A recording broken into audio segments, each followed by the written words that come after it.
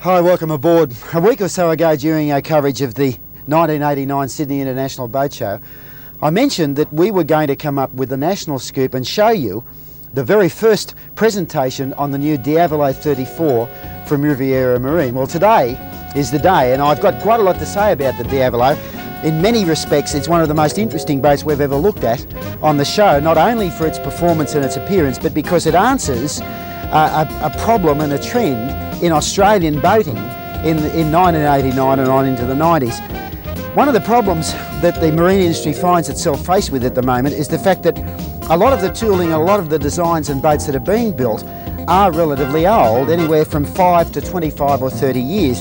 Now, with most of the models, they were relevant to the market from every aspect, including price, when they were first introduced. But because of increases in costs of materials and of labour, those boats are now too expensive. Now, there's two ways in which you can go when that happens. One is you can make the boats more cheaply by putting less material into them, by putting less of a finish into them, or you can design and engineer a boat right from the very beginning, which is designed for a specific price range. Now, I don't often mention price on the show, as you know, but in the case of the Diavolo, it's most relevant. The boat is just under $100,000. Now, its genesis is also very interesting. Bill Cotter of Riviera built a race boat for Steve Ackery, for Stefan, with which Steve won a couple of ocean races, including the 1,000 miles down the Queensland coast.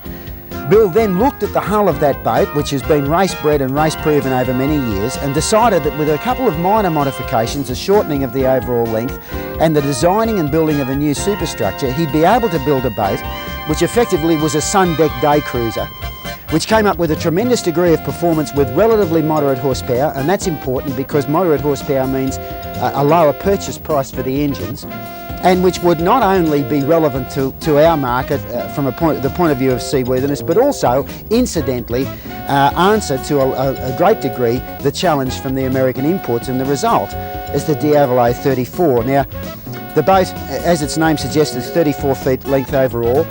It carries 150 gallons of fuel and 50 gallons of water, and it's powered by two 270 horsepower V8 Volvo duoprop petrol stern drives. Now, under the urge of that 540 horsepower, the boat's capable of 48 miles an hour. And it's not so much the top speed that's impressive. I mean, most owners would never use more than about 40 or 42 anyhow. But the fact is that the boat really feels like a race-bred boat from behind the wheel. In other words, in making the changes and the modifications, Bill hasn't destroyed that basic racing boat heritage. The superstructure is designed and installed in such a way that the weight distribution along the boat is ideal. It handles absolutely superbly. The Volvos are fitted not only with trim and tilt on the legs, but the boat is also fitted with trim tabs, so the driver has a lot of control over the way in which the boat is run, and that not only allows you to accommodate various sea conditions, but also, of course, allows you to trim for maximum speed in smooth water. Now, race boats will usually go well in a straight line. We've seen other pleasure boats which have been designed from race boats in the past. One of the things that I've usually noticed about these boats is the fact that whilst they go well in a straight line, they don't necessarily handle very well. And the footage you're looking at now shows you that the Diavolo, if anything, has gained in the handling department because of Bill Cotter's modifications. It really does come up with a superb degree of performance.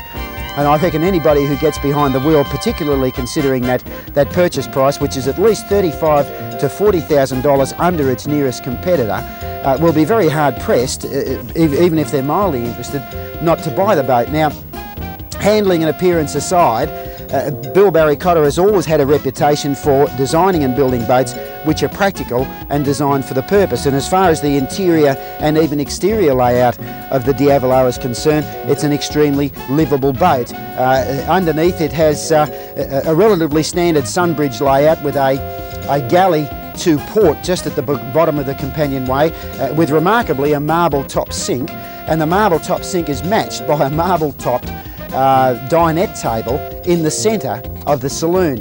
A large, beautifully upholstered semicircular lounge gives plenty of seating accommodation for either relaxing and lounging in the cabin or sitting there and having dinner. And then stepped up under the actual forepeak of the boat is a quite spacious and very comfortable and soft double bed. To starboard, just forward of the steering compartment, is the toilet and shower compartment. Now, down the after end of the boat, there are 2 steps from a water level transom swim platform up into the cockpit, and there's also a handheld shower out there.